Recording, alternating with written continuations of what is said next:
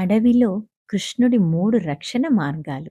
ఒకసారి గోకులం దగ్గరలో ఉన్న అడవిలో పిల్లలందరూ గాలిపటాలు ఎగిరేస్తూ ఉన్నారు. ఒక్కసారిగా గాలిపటాలు చెట్ల మధ్యలో ఇరుక్కుపోయాయి. గాలిపటాలని ఎలా తీయాలి అని ఆలోచిస్తున్న పిల్లలకి కృష్ణుడు ఇలా సలహాలిచ్చాడు. ముందు చెట్ల దగ్గరలో ఏమైనా ఉన్నాయా చూడాలి.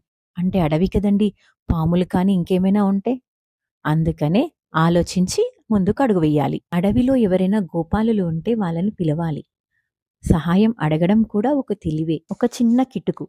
తాడు చివరికి ఒక చిన్న రాయి కట్టి పైనుంచి జాగ్రత్తగా విసరాలి.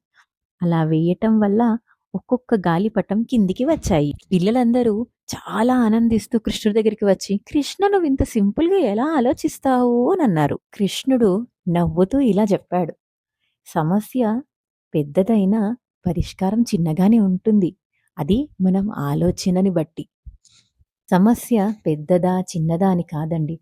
ముందు ప్రశాంతంగా ఆలోచించి దాన్ని పద్ధతిగా చేస్తే ఖచ్చితంగా సొల్యూషన్ ఉంటుంది."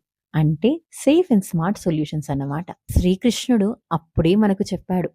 కానీ మనం ఇంకా ఆలోచించట్లేదు. మరి ఇంకేం ఆలోచిస్తున్నారు? ఎస్‌టిఆర్ డివోషనల్‌లో జాయిన్ అవ్వండి. ఎన్నో విషయాలు నేర్చుకుందురు గాని.